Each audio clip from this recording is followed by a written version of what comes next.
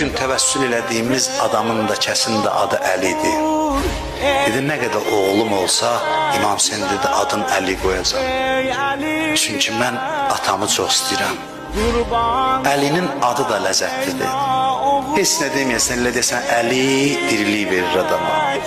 Desən, Əli, Əli Əkbər. Əli Əkbəri ki, hamınız tanıyırsınız. Bütün vücudu idi Hüseynin. Gedəndə İmam Hüseynin ürəyini apardı özüylə. Canını apardı özüylə. Bütün varlığını apardı.